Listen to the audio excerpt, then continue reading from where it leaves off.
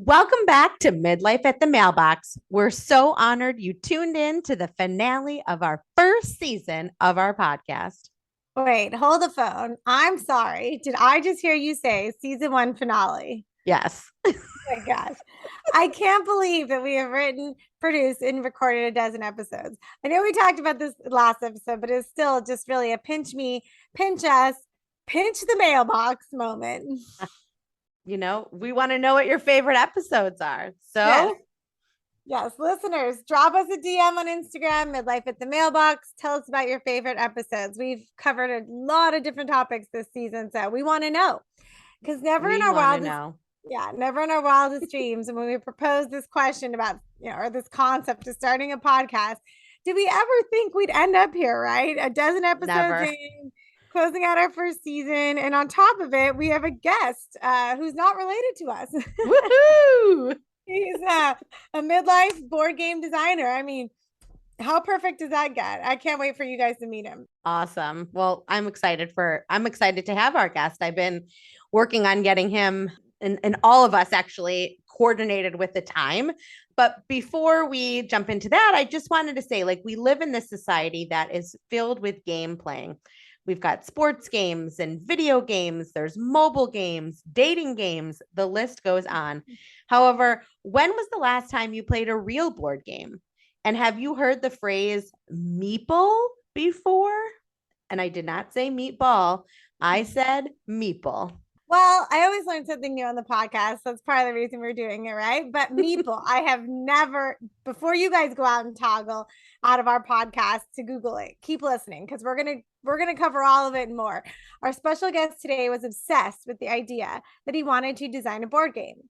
But life, as it often does, gets in the way, and we talk about this all the time here at the mailbox. So pull up a chair or start your morning walk and let's meet our guests, learn about Meeple and what it takes to design and bring to life a board game in 2022.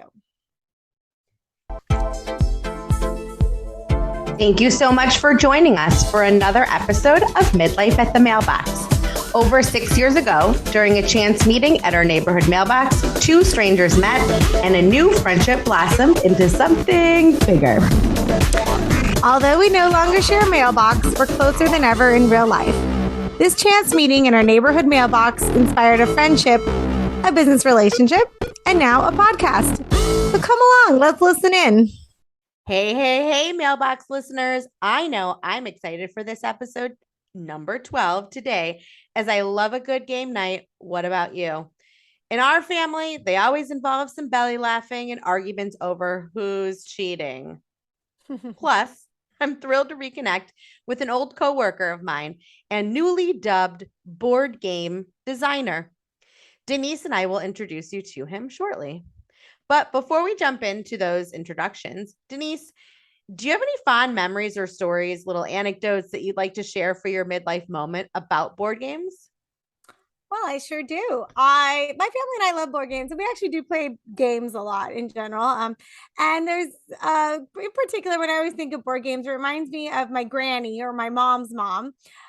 She was a widow and she lived in a big house and it was quiet all the time. But when we came to visit, she would pull out board games, and these board games were from when my mom and her sister, my aunt, were young, and these were original, like Monopoly, Parcheesi, Battleship, you name it, Tippet.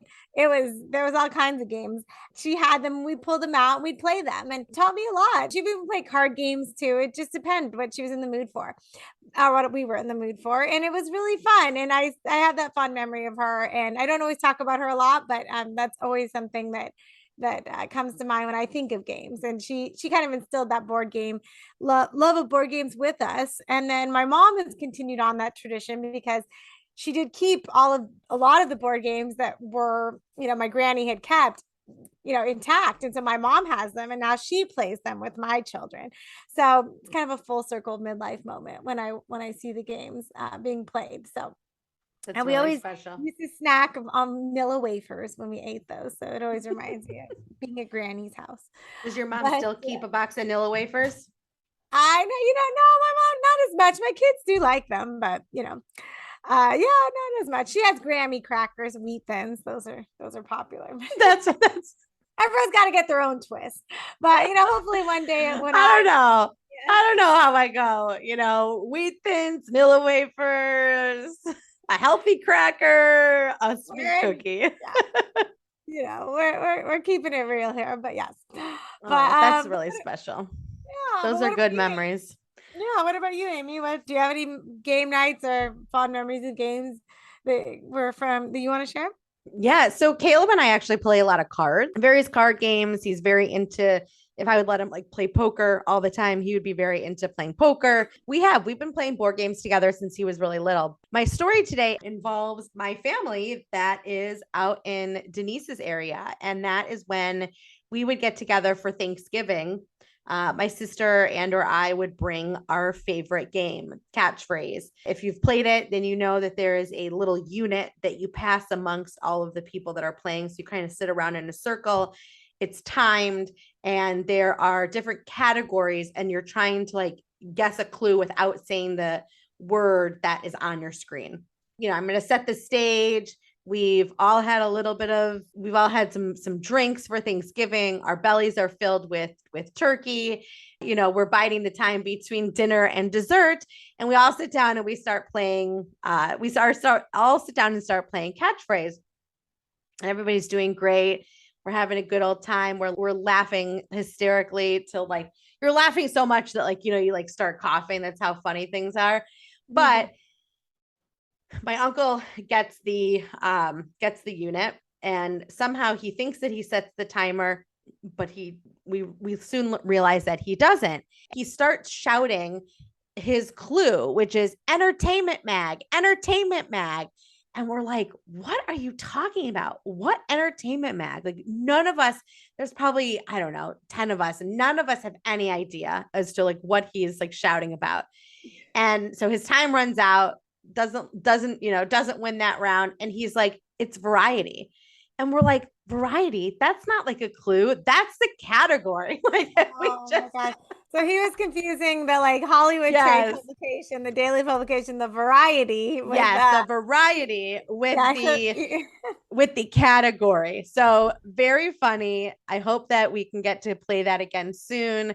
And shout out to, I'm the shout out today of my aunt and uncle out in LA, and my cousins and everybody that we get together for Thanksgiving. And we play catchphrase.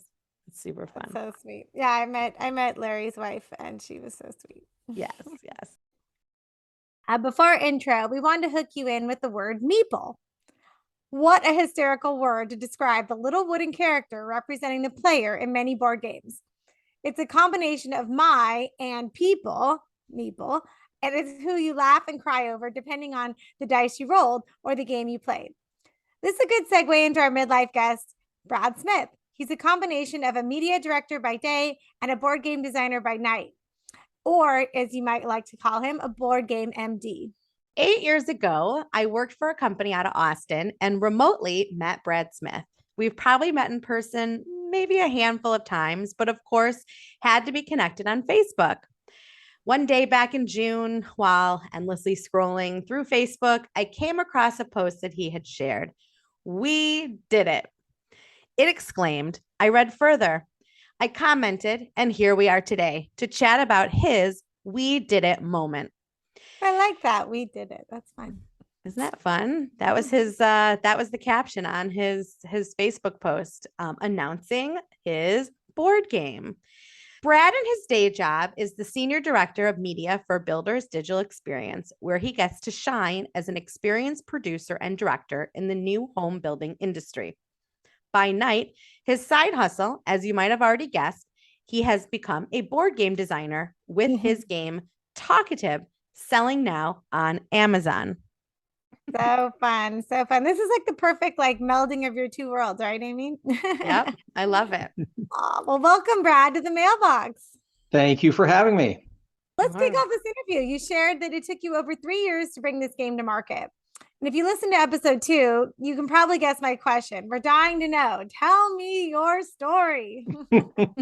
Well, it actually goes back a lot farther than 3 years. About 25 years ago, I was working at a grocery store in Seattle, Washington, just checking groceries.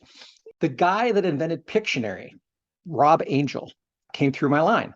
I watched him as he did that, and he, started with the idea, and then he started kind of showing the game around to people, and I got a copy of one of the first games that was ever created. It was so interesting and so much fun to watch him do that, and actually very motivating, because then I started thinking about what's in my life that I could gamify. How can I, how do you start a game? And I was very interested in games, like Trivial Pursuit and Taboo and all that kind of stuff. When he did this, I started thinking, if I was going to gamify something in my life, what would I do? At the time, I was also working as an actor, and I was doing a lot of improv, and I was just fascinated by the whole process of improv, public speaking, all that kind of stuff. So I created this game that's kind of, that's based on conversations. The idea is when you're in conversation, people often get lost in conversation. You can be talking to someone, and if you're interested in the topic, you could go on for 20 minutes and think it was just a couple of minutes. If you're not interested in the topic, you struggle the whole time. That was kind of the beginning of the idea of the game, and I showed it around to friends and family and those kinds of things. And at that time, though, it was really hard to get anything going. I was in my 20s, and it was, how do you get money? How do you get it manufactured? How do you do all those kinds of things? It's something I just put on a back burner at the time. Then life got in the way. I got married, I got kids, I got a mortgage, all these things happened. Life got in the way. Fast forward 25, 30 years, something like that. I got a divorce, which midlife, there's a lot of changes that happen. That was one of them. Sure. You start reevaluating everything. All the decisions you've made in your life, all the things you've done in your life. Mm-hmm. And I started reevaluating the game. I thought, why didn't I ever do anything with that? How come that never happened? And I realized, that it's just been sitting there for the last 30 years, so I took it out and started playing with my kids and started the ball rolling again. Then it took 3 years to get it going. So, okay, wait a second. Awesome. So you said you took it out. So you had made a prototype of this game Yeah. years ago? I had a prototype sitting in my garage collecting dust. Oh. And so I took it out. Did you make it out of cardboard? Yeah, I just rated, cardboard, X-Acto knife, and copy, made it like some artwork and used copy paper, cool. And got it done at Kinko's back then. I got it done at Kinko's. And so I had two prototypes, and it wasn't until I got it out and started playing with my kids that I realized there's something here. I think there's something here. Yeah, that's awesome. I love this story. As a career transition coach, there's so many themes I picked up there, right? Like it's never too late. It's always exciting to and for me, it wasn't a matter of just it's never too late. Yes, it's never too late. I realized that, but also if I'm not going to do it now, when the hell am I going to do it? Yeah, and I completely resonated with getting lost in conversation. I'm sure some of our listeners may attest. It may seem like Amy and I are getting lost in our own conversations, but we love it. That's kind of why it's a perfect game for us. And that's the whole point, exactly. Well, thank you for sharing that story. It's awesome, and I mean, I love the connection back to Pictionary. That's really cool. The more I research, the more I find that people are turning back to old school board games, finding joy in bringing people closer, dinner party games, turning off that technology and bringing that conversation really full circle around the table, around the ottoman, wherever you decide that you like to play your board games. I know we talked a little bit about why you came back to the board game. So talk a little bit more about how your midlife played into that. Was it a financial piece? You can also talk about what you were seeing with your friends, when you're hanging out, instead of just going out for wine, you felt like maybe you needed a little bit more entertainment. Share a little bit about the goal for the game in terms of how it kind of melds with your midlife. Sure. Like I said, you reevaluate a lot of things at midlife. Also, with retirement looming, it was, that's a consideration. It'd be nice to have a little extra retirement income. So everybody said, I read somewhere that you should have at least 3 side hustles. So that's one of the things I've been, that came to mind as well. It's like it wouldn't hurt to have some extra retirement income. And then also, one of the motivating factors was I noticed games have changed a lot over the years. I played when I was in my 20s and teens and 20s. I would play Pictionary and Taboo and Trivial Pursuit and games like that were very engaging. And not that games aren't engaging now, they're just different in that I see that there's a lot of Right. gamers. My nephew is a gamer, like a board game enthusiast. And Oh. for him, he says if it doesn't take more than 30 minutes to learn, he's not interested. And I thought, oh, Oh, if it geez. doesn't take more than 30 minutes. Yeah. Oh my God. And so there's a group of game board enthusiasts who the games are about, dragons and druids and magic and things like that. It's like a Dungeons and Dragons kind of thing. Mhm. That's a whole different world than what I call dinner party games. I wanted to make this a easy to learn, quick to learn, easy to play game that you could just learn it in 5 minutes and play with your friends at a party. That's really the idea. I wanted to get back to more of those kinds of games. I haven't seen that many of those kinds of games, and plus get everybody off their phone and that kind of thing too. Was for a big sure. motivating factor, especially with my kids. When I started playing the game with my kids, and I noticed that, hey, look, we've been playing this game for an hour and a half now or whatever it is, and they haven't been on their phone the whole time. So that Isn't that amazing? was a motivating factor as well. There was a lot of different angles that I came at this with. Oh, that's awesome. Yeah, it sounds like, some of the themes I hear, building community, right? Like trying to create quality time, right? Not just entertainment, but, and that competitive nature is kind of brings that out, right? I know that at least for my family too. For sure. Well, I would Yeah. say, actually, since you mentioned competitive nature, I'll say that a lot of there are some like card games out there that are to get people talking. The idea is to get people talking, but they're more like therapy. They're not they're not really a game with a winner and a loser, and it's not competitive. It's just like, hey, let's talk about this and tell me your feelings about this, which is fine for a certain kind of people, for a certain group of people, or a certain situation. But I feel like, at a dinner party with wine and everybody's sitting around, I want something that's competitive and fun, something that's going to get people excited, and there's got to be a winner and a loser, Oh yes, there has to be a winner and a loser in my house. Always, always. What about you, Denise? Yeah, the same. Yeah, I mean, but my husband, he grew up having three brothers, and they have epic stories of the games that they used to play and all that. So while I don't have like the same stories, I kind of lived through his competitive, brothers all in similar age bracket, and their, Risk and Monopoly and hours that they played. So I think he brings a lot of that competitive spirit when we play and when we play some board games too. But my mom's a big board gamer too. Good. Dad, not She so probably, much. and she and your parents would probably really like this game too. So you'll have to pick up a copy. Brad, you mentioned that competitiveness. So do you find that when you break out this game amongst your friends that you've got some, pretty competitive friends in the bunch? Oh yeah, and what's interesting is the whole idea with the game is, you need to talk.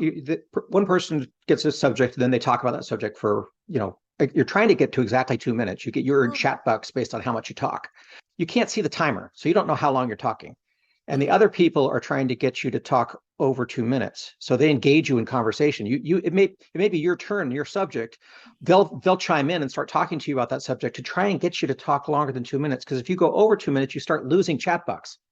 So people get real competitive, and it's so funny because if somebody has a couple drinks or something, and they start getting lost in conversation, you'll see somebody with this little smile that just keeps asking them questions, because they know they're like at 5 minutes now, and they're losing.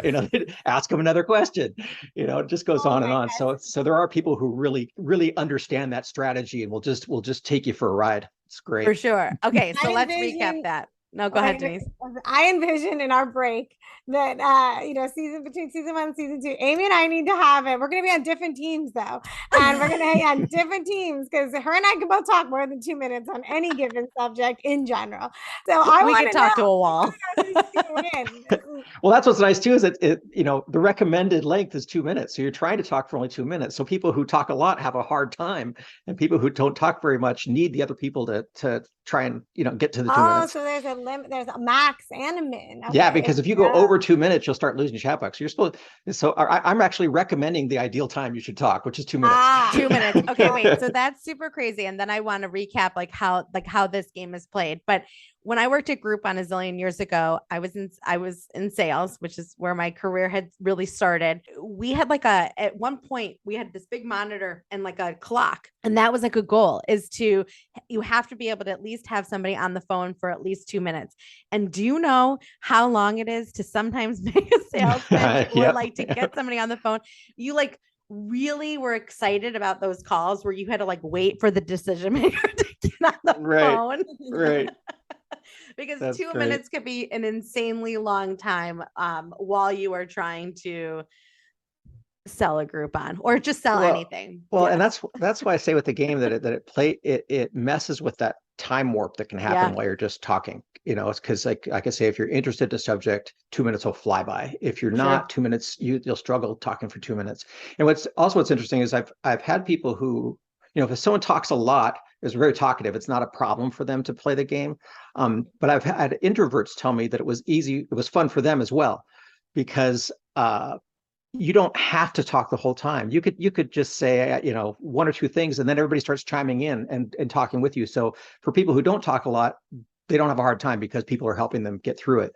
And for people who do talk a lot, it's a little hard to reel it in. So it's a game for all personality types. Exactly.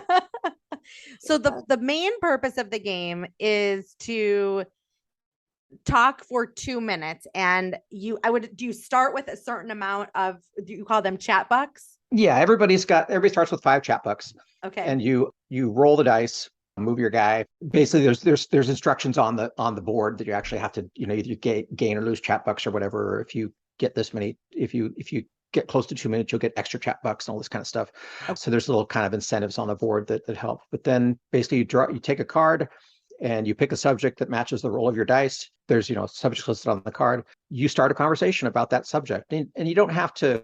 You can say anything you want. It's really it's a word association game. So it's, what does that word bring to mind? One of the examples some guy had was it was Niagara Falls, and that was the subject, and it reminded him of his honeymoon. So he started talking about his honeymoon, and he didn't really talk anything about Niagara Falls, but that's what it brought to mind. So he talked about that. So the point is to keep talking for it to get to that 2 minute mark, but you don't necessarily have to be like someone's not guessing what the topic is on the card. No, well, that's part of the game as well. Okay. There is there's star cards. So basically you get a regular card, you talk about the subject for 2 minutes, as close to 2 minutes as possible without going over. And if you get the closer you get to 2 minutes, the more chat bucks you earn. And so like if you talk for 3 minutes, you get, 3 chat bucks, you get 2 minutes, you get 5 chat bucks. But when you go over 2 minutes, you start losing chat bucks. So we'll take them away from you. As people get you talking over 2 minutes, you'll start having to hand over 5, 10, 15 chat bucks because you talk too long. Denise, we'd lose every time. But then to mix it up, I do have star cards in there, which they're traditional guessing game. Basically, you just if you get a star card, then you do the opposite. People try and guess what the word is. But the majority of the game is the standard cards, and I think it's about every 3rd or 5th card or something like that, there'll be a star card. So tell us where the meeple where does the meeple come in, right? Yeah. Well, you're moving the meeple around the board, and basically the first person to cross the finish line isn't necessarily the winner. They just, at that point, everybody counts up their chat bucks and see who wins. Yeah. And then you have bragging rights until the next time that you play. Exactly. But I think I was going to say, I think one of the main things that sets it apart is that it's, since you can't see the timer, and also the people who are trying to get you to talk, they can't see the timer either.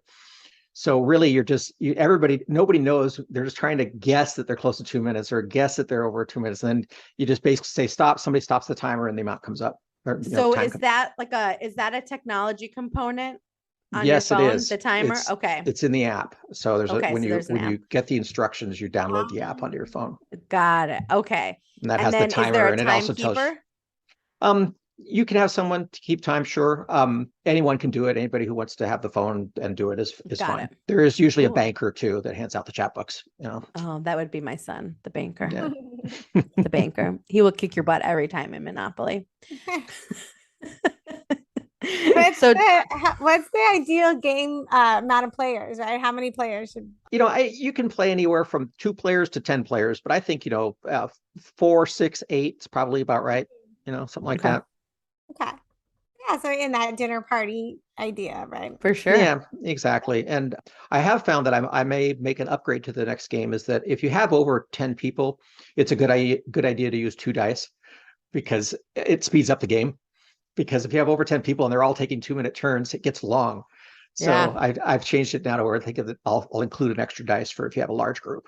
But usually with the one Oh, dice, it'll work great for, 2, 4, 6, 8 people.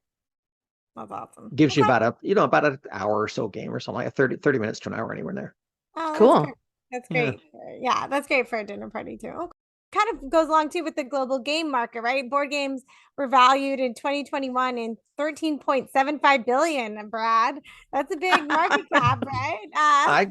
I'll take a piece of that. That's fine. Thank Right. you. I think we all would. And it's expected to reach a value of 30.93 billion by 2028. Wow, that is huge. Those are huge numbers. What advice it took you 3 years to get here, right? Well, I mean, more than that, but I mean, let's just, fast forward to when you actually decided to like put in the process and or put in the time to, get going with the process, should I say. Mhm. What advice or tips do you have for someone looking to start their own game or tap into this growing industry? I found that for me, because I'm trying to balance it with my day job, I would try and do something every day, or at least every couple of days toward Mhm. the goal. And basically, there's in any endeavor, there's steps involved.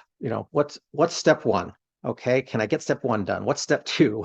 And just keep going through the steps. And whenever, if I'd have some free time, I'd go back to the game. And sometimes I didn't feel like doing anything, but it's like, Mhm. what of all these things in front of all these steps and all these different things that I have to get done for the game, is there anything with it that I feel like doing today? Mhm. And what even if it's just a little thing for 5 minutes, I'm going to do this for 5 minutes, and that'll make me feel like at least I did something towards the project today. But what happens is I'll say I'm going to spend 5 minutes, and then like, well, this is fun, and then I keep doing this, and then 3 hours later, it's like I've been working on the game for 3 hours.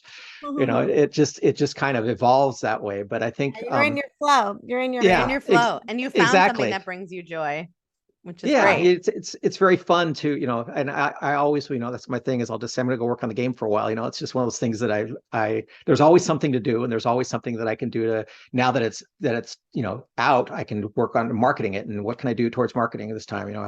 What kind of ad can I come up with that's gonna, that's one advantage I have because I've produced videos for the last 30 years. So if I need to, You got that video content down. if I need to get some video content done, I can do that, which is nice. And then like in designing the game and stuff like that, I had some Photoshop background, but for the most part, it was a lot of learning as I go. Mm-hmm. Yeah, progress, not perfection. I mean, that's a thing we talk about a lot, right? Just the small incremental actions. Sounds like every week that you do, or every month that you do, really kind of move the needle forward. So that's exciting as as we sit back and try to inspire some people if they're, even just if they're looking to do something new, right? It doesn't have to be a board game, right? But something in their life that they've been looking to do. Which is so fun. I'm going to skip a question, but we're going to come back because you kind of touched a little bit about this in kind of your description that you just shared with us. So last episode, staying sharp in midlife, we talked about how you can flex your brain and learn new skills. So what were some of the skills that you had to really invest time in to bring this game to market? A lot. It's funny, as in going into it, I didn't really think about that I was going to go and learn all these new things. It wasn't even my goal to go and learn a bunch of new things. But as I did the steps to get things done, I had to learn how to do that thing, Yeah. whatever it was. So I realized that I started thinking about it the other day. I thought, geez, first I had to learn how to design the product and then work with a designer. And actually, I recommend Upwork. Upwork is I use that. I got my designer from Upwork, and she was great. So there was working with the designer to figure out, and lots of back and forth with the designer to figure out what we're doing, and starting from scratch again and doing that over and over. How to design the product. I had to get a trademark. That was something I hadn't done before. How to work with a manufacturer in China, how to find a manufacturer in China.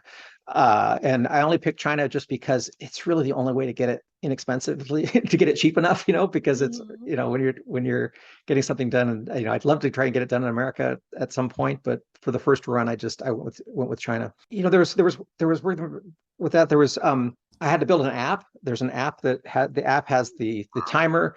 It has the chat buck converter. So basically the time will stop and it'll tell you how many chat bucks you earned. So I Oh, okay. had to That's work with cool.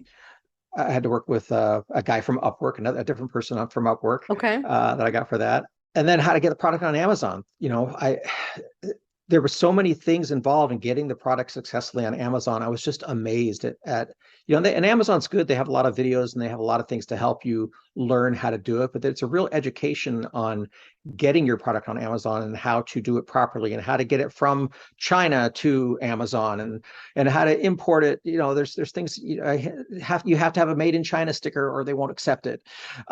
There's all kinds of things like that you learn Wow. along the way that you just Wow. as you're going through all these taking all these steps, things just start coming up that it's like, well, gee, I guess I got to learn about this now. Right. So yeah, I mean, it stretched my brain more than I thought it was going to.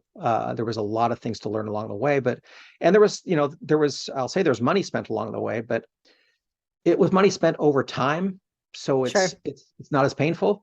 It's like a little bit here and a little bit there, and it all adds up to a lot. But when you're contributing as you go, uh, and you find inexpensive resources like on Upwork and things like that, I was able to make it work.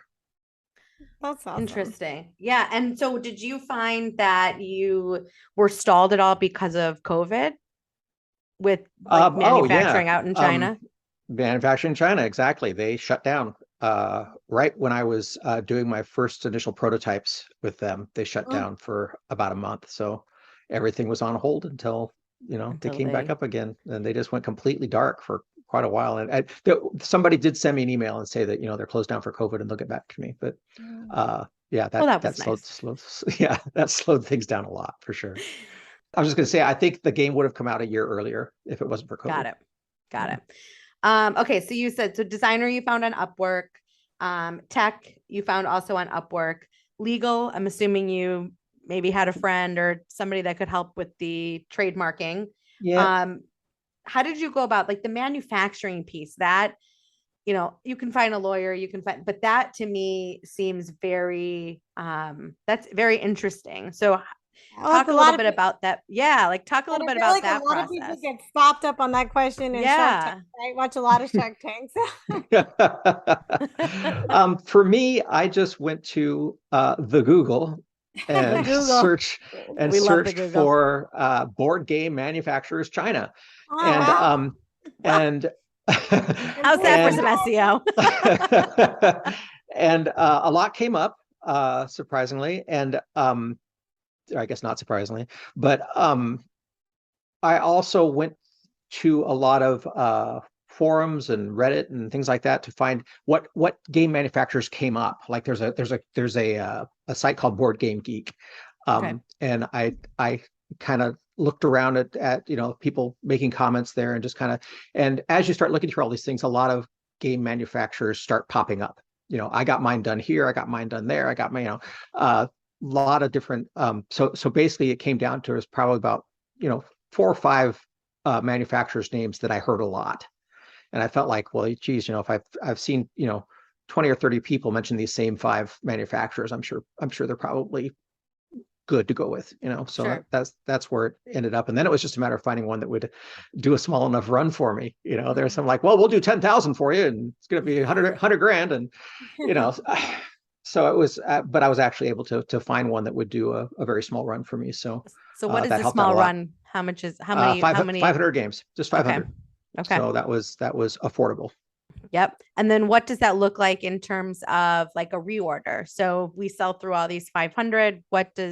How long would it take to get more produced? Or is that like something that you're in Um, process with? yeah, now that the process is complete the first time, and we've actually got it on, to Amazon, it'll take about 2 months, rather than, or initially it was about 3 to 6 months. So I think Okay. within a month to 2 months max, I could get another order done. A much larger order too, if I wanted to do, if I was able to get to the big retailer or something like that, I could get a large order done pretty quickly. Got it. And just like in clothing, I would assume like the more you order, the less each piece costs. Exactly. Yep. Yeah. And so from a manufacturing standpoint, so you and your designer, she created or he created all of the artwork. This is what's going to go on the box cover. This is going to go on the back, the sides, the Hmm. board, all of that. You sent that off in files. And then they created this prototype, and then they even did the little meeples and all the other little cards, and they did all of that. Yeah, basically, There's so many pieces. Oh my gosh. yeah, yeah, exactly. That's why it took so long. Um, yeah, I did a lot of the design work I did myself, like the board, the actual box itself and things like that. I designed myself because it was Okay. because some I had some Photoshop experience, you know. And actually, it's funny. I have this kind of retro looking logo on there, Mhm. and that's because that was the logo that I had way back in the 80s when the game first came out. You know, I thought I'll just leave that Great. on there just for nostalgia. Yeah. So basically, you know, she helped me create the board and all that, and I coupled it with some of the ideas I had created before that, and then we send that all out to the manufacturer. The manufacturer had me choose, you know, what meeples do you want, you know, what okay. kind of dice, what kind of dice do you want, what colors the dice, you know, things like that. You have to make all those decisions for sure. They send me a prototype, and then I approve the prototype or ask for changes or something like that. And so we went through probably two, you know, probably two prototypes before we settled on that it was good. Wow, that That's seems cool. pretty good, actually. That's cool. Yeah. That's Oh, really great. cool. Well, it sounds That's like, yeah, really there's so cool. many moving parts and vendors and things. I mean, how exciting, right? I mean, yes, I mean, you learned, gosh, all the skills you learned in between, right? Like manufacturing, like Amy mentioned, legal, I'm sure vendor, AP, all sorts of things that you had to deal with. How did you, besides the Pictionary founder kind of giving you the inspiration initially, do you have a mentor? Or do you work with a professional organization where you can kind of bump up, against someone who's, either launched a small business or a product or a board game connoisseur that you can, reach out to? I don't really have anybody specifically in the board game industry. I do use a lot of the kind of uh, you know, motivational and self-help, like, you know, like Jack Canfield and Tony Robbins and people I've always been kind of, they help you get motivated. And a lot of stuff they say is stuff you've probably heard, but it helps to hear it again, and it helps to keep you motivated. I listen to, you know, a lot of positive stuff, you know, to keep me energized as well. And I really think there's something to be said for that. Having positive things come in all the time, and envisioning what you're going to do, and taking the steps to do it and all that. I do have a friend who is a internet marketing person. He was originally an infomercial marketing person. He switched to internet marketing, and he has a group called Marketing Mercenary that I belong to. And so I do, if I want to bounce something off people or something like that, I can, you know, there's lots of groups out there. You know, if you just find something that you have, you know, just search something on Facebook, you know, if it's a subject that you're interested in, you'll find a group that is of that thing. Connect me with your friend. Yeah, I will.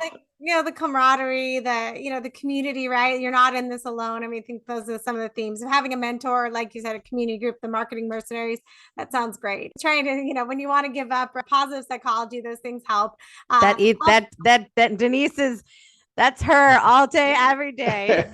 Well, I got a book for you offline. I got a book for you offline, Brad. I'll send you okay. Everyday Vitality. You're like the poster person. So good. So Well, good. good.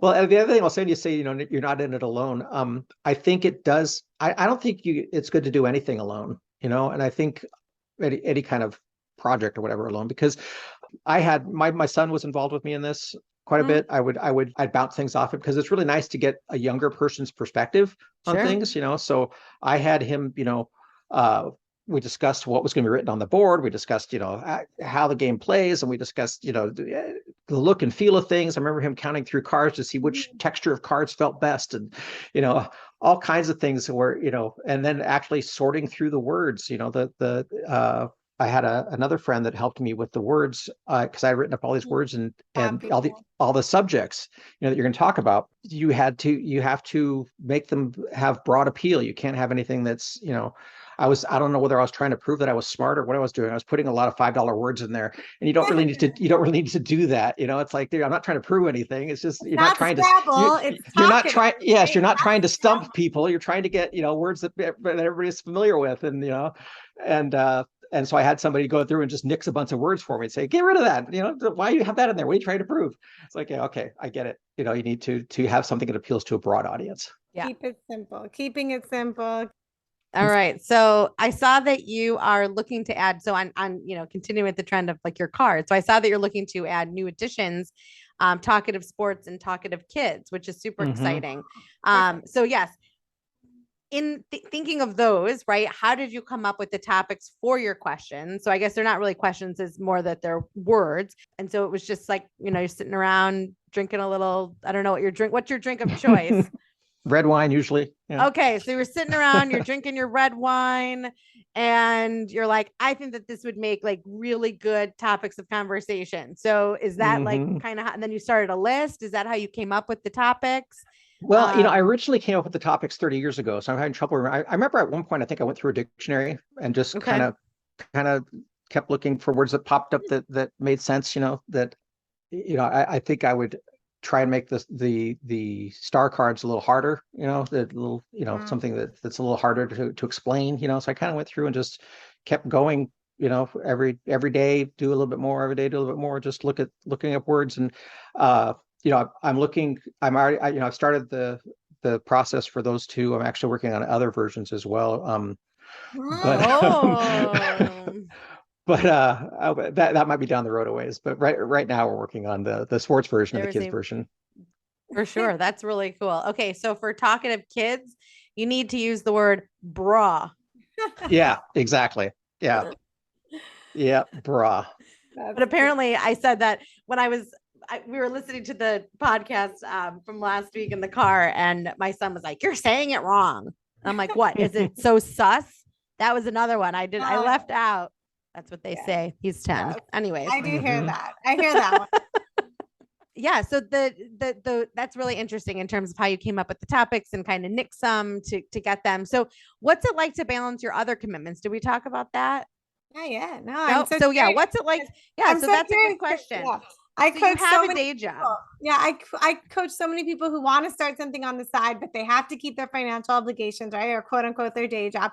And so a lot of times, I try to inspire them by doing, things I think, but I want to hear how you do it because you're living it. So. Well, I think you can't be in too big a hurry. It'll happen when it happens. And you have to, as long as you've got your steps lined up and you're doing something toward it every day. I think for me, that was the thing is I wanted it to be done fast. I wanted to, but I can't get done fast because I have a day job. So you have to find that time and carve out that time every day. It's like, is it going to be right after work or is it going to be, late at night or whenever it is, but anytime that I sat down to watch TV, I would say, you know what, I could be working on the game right now. It's like, it was one of those things where it's like, I kept catching myself doing things that were just idle waste of time, and when you think about it, you have a lot more hours in the day than you think you do, but you spend a lot of time scrolling social media and you spend a lot of time watching TV. And whenever I catch myself doing one of those things, I thought, you know what, I could be working on the game right now. And, and sometimes I feel like I deserve to relax and do those things, but if I find myself binge watching a TV show for 6 hours, some of that time could have been spent doing something else, Now, guilty Sometimes that shoe is good. Guilty as charged, but you're right. Yeah, small. That progression to a long-term goal. It's hard to idealize that, but it sounds like you're living it. So that's awesome. So. Yeah. And I think that's it too, is like I said earlier, is that sometimes you don't feel like doing that thing. It's like, I don't want to go sit down in front of the game, even though I love doing it. I just don't want to do it right now. But what can you do for 2 minutes? What can you do for 5 minutes? Just something, check in on things, see where you are, get caught up. And then once you realize where you are, it's like, oh, well, I could do this right now. So it's just a matter of just take a look at it and see if there's anything you could do today. That's what my business coach tells me. She's like, Amy, you have to carve out a few chunks of time a week. And it doesn't have to be like a huge, time block, but you need to set aside time to grow your personal business, right? You can't just always be working on other people's businesses. You also have to be working on yourself and with the podcast, right? Because that becomes not like a paying revenue stream. It is a client, right? For both of us, that these are things that we need to carve out time for. And so that's been a big piece for Denise and I in making sure that we carve out biweekly for sure a meetup so that we're accomplishing tasks like individually, but then we're able to bring them to the table, every couple of weeks to keep moving things forward. That accountability piece. Yes, that accountability. It sounds like you motivate yourself on your own, Brad, and your son, but I mean, we kind of use each other. So yeah, we could use you. Do you want to be our accountability coach?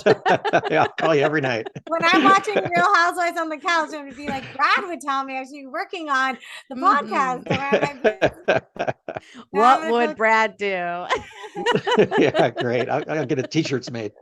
There you go. There you go. Well, this has been such a pleasure, Brad. I mean, learning about somebody new. You're our first non-related guest, and I think you shared so many great tips and inspiration with our listeners. So, any final thoughts you want to share, and with our group or with anyone out there? Amazon.com/talkative. Hold on. Because I was gonna say I was super excited to add this game to my holiday wish list, and everybody yes, please do. I got 500 to get rid of by the holidays. Actually, I have 400 and something now. There you go. So I like pictured it. It's getting a little cold here in Chicago. We woke up this morning, it was like in the mid 40s. It wasn't going to break like mid to upper 50s today. So it was like a nice crisp day. And I could see it now, the board game on our ottoman, the fireplace roaring in the background, a little spiked cocoa for those of us over 21, and lots of laughter. So how can others experience the joy that is the Talkative board game? Tell us again where to find it. You can go to Amazon actually I have a store. I have a store on Amazon. You go to Amazon, just search Talkative, or you can go to Amazon.com/talkative, and that'll take you to my store, which has videos and all kinds of stuff there as well. Oh, cool. That's kind of cool. Any good offers for our listeners, like they can take advantage of? Yes, they can get 10% off through October 25th. You can get 10% off. And that would be by using the promo code 10 for 10% off, 10 Midlife. Ooh. Spelled out 10, TEN? Nope, the number 10. Just the number 10. Number 10, and then Midlife, all lowercase. Don't worry, guys. We will put this on all our socials and share it out. This is so great. I know I'm looking forward to it. This is really my jam all around. Oh, good. Chatting, getting off the phone, spending quality time. I host Thanksgiving, so people are maybe we'll just add some Thanksgiving questions in there, and there you go. Make it our own. So, well, thank you so much for sharing your journey. I'm going to be playing this episode for my kids, and I bet they're going to be ready to start brainstorming their own ideas for their next board game. So this has been a pleasure. Great. Thank you so much. It was a lot of fun. And that's a wrap on our season finale. Thank you as always for being here. We will be back in 2023. You heard that right, with what we hope will be another insightful season of Midlife at the Mailbox. So while we are on our hiatus, if you want to chat with Denise or I about the podcast, marketing, or career coaching services, connect with us. We're constantly checking our DMs, our emails.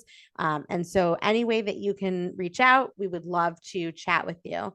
We're also looking for awesome season 2 guests. So if you know of anybody that would be a great fit, somebody in their midlife with a cool story, a cool product that they brought to market, or just somebody that you think, Denise and I, would like to chat with for about an hour, tell them to send us a DM. And if you like what you're hearing on Midlife at the Mailbox, please scroll down on the podcast app and leave us a review and a 5-star rating. Share our show with a friend too. We've had so much fun producing and editing our show over 12 episodes. We've covered a gamut of topics, whether it's, our own professional endeavors, or, just fun lifestyle topics like dating your mate, or, how to flex your brain, and, how to maintain friendships. We've had so many, and we've had so much fun doing them. So yeah, check it out, this season while we're working diligently on season 2. So as always, check our show notes for any links and free downloads, and please join our community on Instagram or Facebook at Midlife at the Mailbox. See you at the mailbox. Bye. Bye.